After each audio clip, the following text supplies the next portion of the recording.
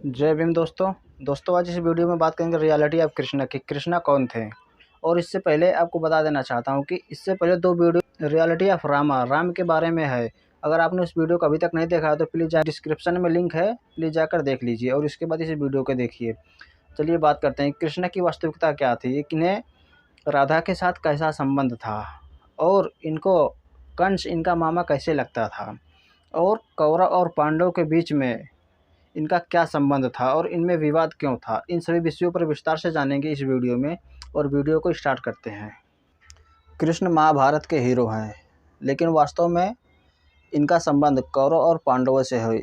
इन दोनों के बीच युद्ध इसलिए होता है क्योंकि ये अपने पूर्वजों को राज्य पर अधिकार प्राप्त करने के लिए युद्ध करते हैं।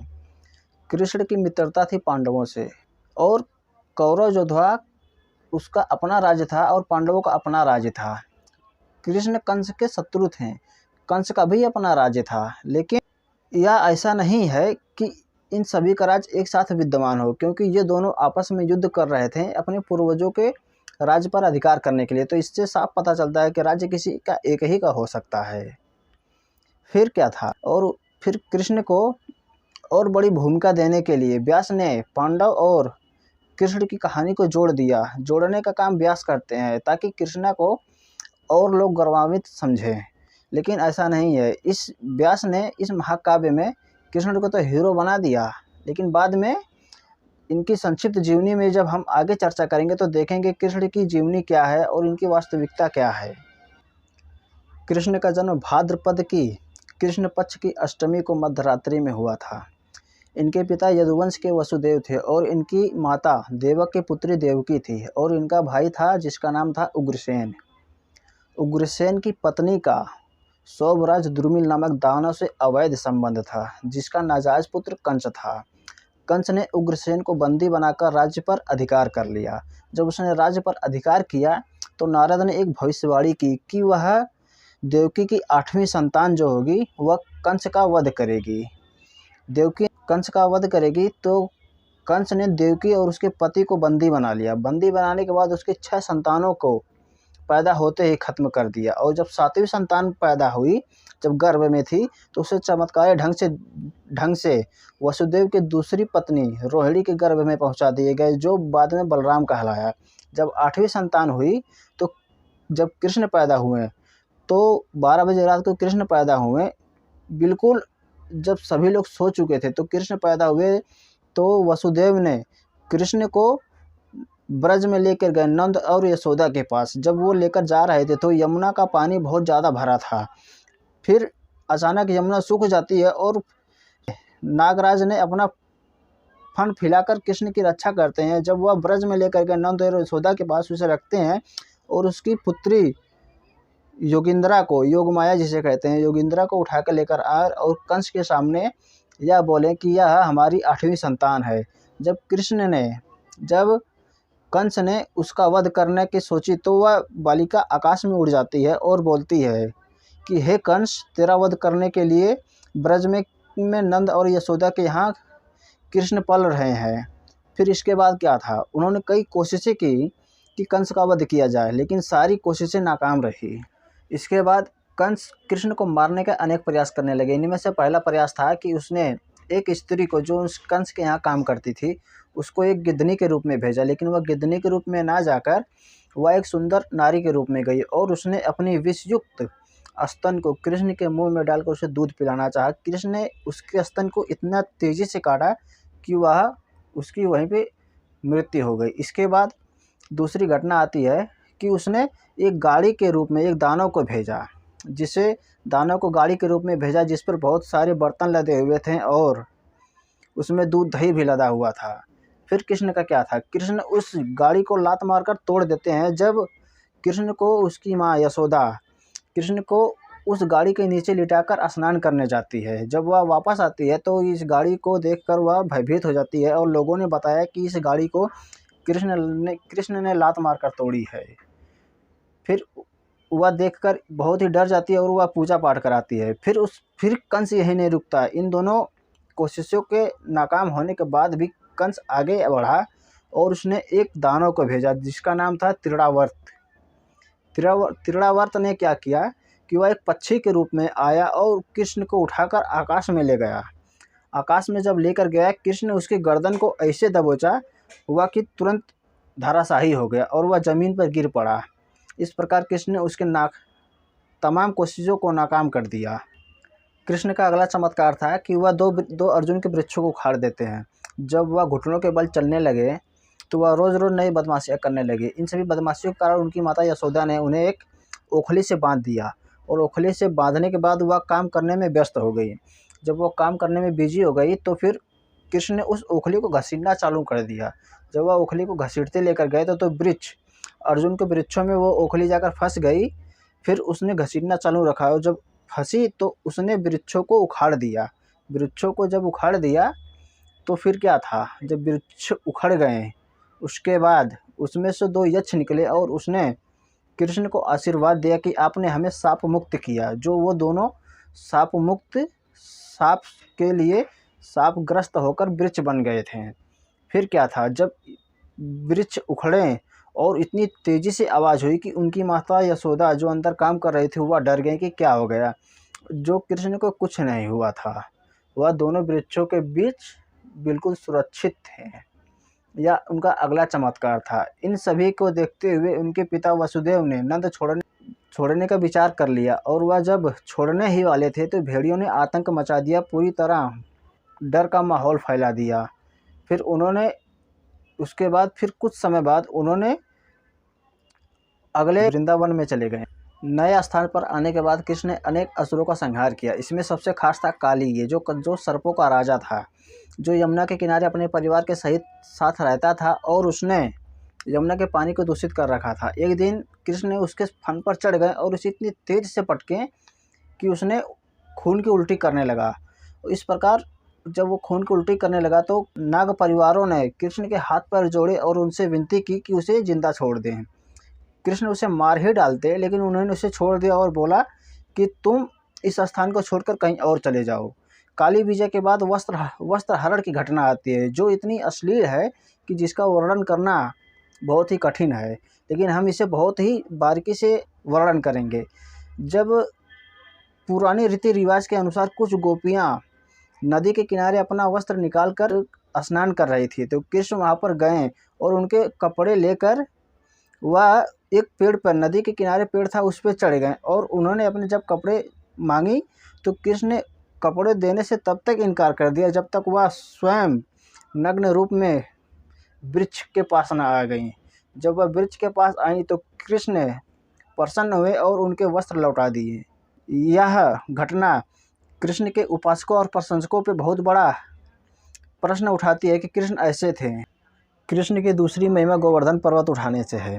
गोप वर्षा के देवता इंद्र की वार्षिक पूजा की तैयारी कर रहे थे और इसके लिए भारी आयोजन कर रहे थे।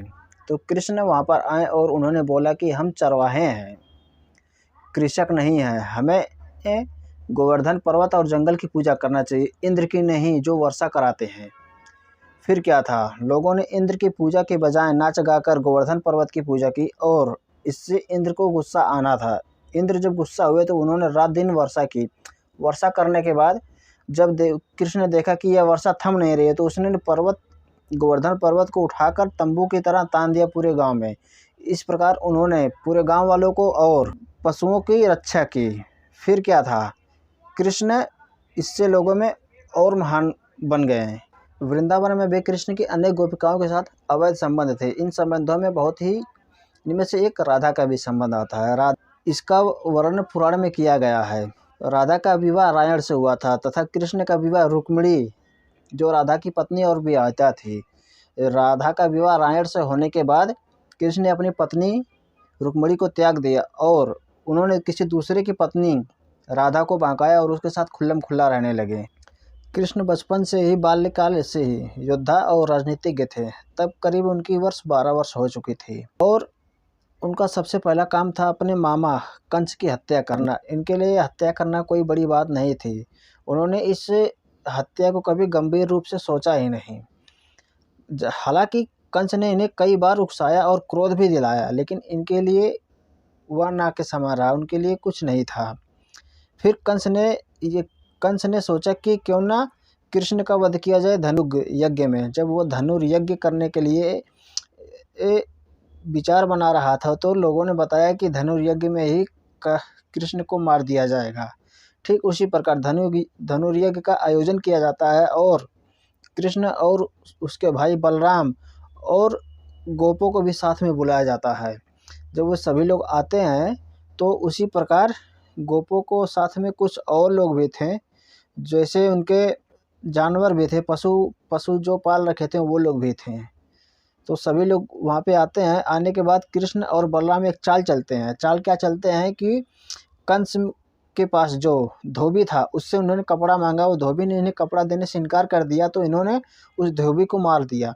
मारने के बाद और मन चाहा कपड़ा लेकर पहन लिया और पहन लेने के बाद वह फिर आगे जाने लगे तो उनमें एक बूढ़ी औरत मिली जिसके पीठ पर कुबड़ निकला हुआ था। उसने कृष्ण के कहने पर उनका लेपन किया और कृष्ण ने उसका कुबड़ ठीक कर दिया। और जब यह सारी घटना हो चुकी थी तो कृष्ण मल्ल युद्ध में कंस के 4 साथियों को मार डाले, जिनमें से 2 को कृष्ण ने मारा और 2 को बलराम ने मारा।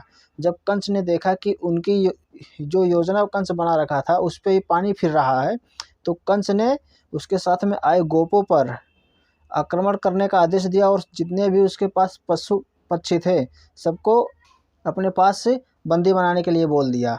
जब कृष्ण ने यह बात सुनी तो कृष्ण अचानक कंस के पास गए और कंस के पास जाने के बाद कृष्ण ने उसे कंस को वहीं पर पटक पटक कर मार डाला। और कंस को मारने के बाद कंस की जो रानियां थीं वह कृष्ण के हाथ पैर जोड़ने लगी कि वह उन्हें छोड़ दे, लेकिन कृष्ण ने नहीं माना और उनका कंस का दाह संस्कार किया और उसके बाद उग्रसेन जो बंदी था उसको छुड़ाया और उग्रसेन ने कृष्ण को राजा घोषित करने का आदेश किया, लेकिन कृष्ण ने राजा बनने से मना कर दिया। इसके बाद था कि कंस का दामाद जरासंध था। जरासंध ने जब यह खबर सुनी तो उसने मथुरा पर चढ़ाई कर दी, मथुरा पर युद्ध कर दिया।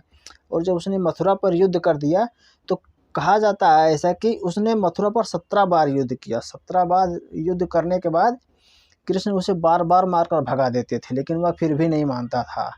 एक बार ऐसा समय आया कि जब सभी को पता लगा कि इस बार का युद्ध बहुत ही विनाशक होगा तो कृष्ण अपने यादवों और अपने गोपों के साथ मथुरा छोड़ने के लिए चल दिए। और वह जब मथुरा छोड़ रहे थे तो वह गुजरात से होते हुए द्वारका जा रहे थे। जब यह खबर जरासंध को मिली तो जरासंध ने कैलवान अपने मित्र को बोला कि वह मथुरा पर चढ़ाई कर दे। जब वह मथुरा पर चढ़ाई किया कृष्ण ने कैलवान को मार दिया और जो कैलवान को कृष्ण ने मारा तो फिर जरासंध ने चारों तरफ से मथुरा को घेर लिया। और फिर क्या था, फिर कृष्ण पहाड़ी पर चढ़कर और मथुरा की तरफ भाग जाते हैं। कृष्ण का पहला विवाह रुक्मिणी से हुआ था। रुक्मिणी के पिता जरासंध के कहने पर उसने कृष्ण के फुफेरे भाई चेदीराज शिशुपाल के साथ उसका विवाह तय हो गया था। विवाह के एक दिन पहले कृष्ण रुक्मिणी का अपहरण कर लेते हैं और अपहरण करने के बाद भागवत में ऐसा लिखा गया है कि रुक्मिणी को कृष्ण से प्रेम था और रुक्मिणी ने कृष्ण को एक पत्र लिखा था, जबकि यह सच नहीं है। इस प्रकार की अभी तक कोई कहीं प्रमाण नहीं मिला है कि रुक्मिणी से प्रेम है। सिर्फ यह काल्पनिक घटना है कि रुक्मिणी को कृष्ण से प्रेम था। अगर रुक्मिणी को कृष्ण से प्रेम होता तो कृष्ण की अनेक सौतें नहीं होती और धीरे धीरे रुक्मिणी के सौतों की संख्या बढ़ती चली गई और यह सौत जो 16,800 हो गई और कृष्ण की संतानें 1,80,000 हो गईं। इसके बावजूद कृष्ण की 8 पटरानियाँ और भी थीं और जो 16,100 के साथ कृष्ण ने एक ही दिन विवाह किया था। अर्जुन का सुभद्रा से विवाह भी बहुत ही इंटरेस्टिंग कहानी है। जब अर्जुन अपनी यात्रा कर रहे थे तो वह प्रभास पहुँचे। जब वह प्रभास पहुँचे तो वहाँ उन्होंने सुभद्रा को देखा। जब वह सुभद्रा वहाँ पे देखे अर्जुन तो वह उनसे प्यार कर बैठे, जिसे वन साइडेड लव बोलते हैं। क्या किया, वह कृष्ण से मिले और पूछें कि वह सुभद्रा से कैसे मिल सकते हैं। तो कृष्ण ने बोला कि वह जब उनकी शादी होगी उनके स्वयंवर से पहले उसका हरण कर ले, जैसे क्षत्रिय योद्धा हरण करते हैं उस तरह उसका हरण कर लेंगे। ठीक उसी प्रकार अर्जुन ने उसका हरण किया और यह देखकर यादवों में आग बबूला हो गए। यादव आग बबूला हो गए और कृष्ण के समझाने पर यादव शांत हो गए। कृष्ण ने कहा कि वह सुभद्रा को अपहरण करके कोई गलत काम नहीं कर रहे हैं। सुभद्रा और अर्जुन सुभद्रा के लिए बहुत ही अच्छे पति होंगे ऐसा करने पर वे लोग मान गए। अब हम देखेंगे कि महाभारत युद्ध में कृष्ण ने क्या कारनामे किए। महाभारत युद्ध में सात्यकी पर जब भूरिश्रवा भारी पड़ रहा था तो कृष्ण ने अर्जुन को उकसाया कि उसके हाथ काट दे। जब उसने वो भूरिश्रवा के हाथ काट दिए तो सात्यकी ने उसका वध कर दिया। जब 7 कौरव महारथियों ने अभिमन्यु को घेर कर मार डाला तो अर्जुन ने यह कसम खाई कि वह ऋषियों के सरगना जयद्रथ को सूर्यास्त होने से पहले यदि नहीं मारेगा तो वह अग्नि में कूदकर जान दे देगा। अब सूर्यास्त होने वाला था तो कृष्ण ने क्या किया कि मायावी ढंग से सूर्य को छिपा दिया, और जब जयद्रथ जीवित बच गया था सूर्यास्त होने से पहले, तो वह जब सूर्यास्त छिप गया तो जयद्रथ बाहर निकल गया। और फिर इसके बाद कृष्ण ने उस सूर्य को बाहर निकाल दिया और अर्जुन ने जयद्रथ का वध कर दिया। ये रही कहानी। जब भीम द्रौपदी सरोवर पर दुर्योधन से युद्ध कर रहे थे तो वह दुर्योधन को परास्त करने में असफल थे। तब कृष्ण ने अर्जुन के माध्यम से भीम को यह बताने का कोशिश किया कि वह उसकी जंघाओं पर प्रहार करे। यह अधर्म था, यह अधर्म युद्ध था। अगर यह उसकी जंघाओं पर प्रहार करता तो यह अधर्म युद्ध था, लेकिन तब कृष्ण ने बोला कि यह अधर्म हो रहा है इसलिए उसकी जंघाओं पर प्रहार करे। भीम ने उसकी जंघाओं पर प्रहार किया और इस प्रकार दुर्योधन को मारा गया। लेकिन अगर वह उसकी जंघाओं पर प्रहार ना होता, अधर्म युद्ध में वह पराजित नहीं होता। इससे यह आप पता कर सकते हैं कि कृष्ण भगवान है या कुछ और हैं। अभी तक हमने जो भी बात किया है इससे आप साफ पता चल गया है कि कृष्ण भगवान नहीं थे। दोस्तों, अगर यह वीडियो पसंद आया हो तो प्लीज़ चैनल को लाइक शेयर सब्सक्राइब जरूर करिएगा। मिलते हैं अगली वीडियो में, तब तक के लिए जय भीम।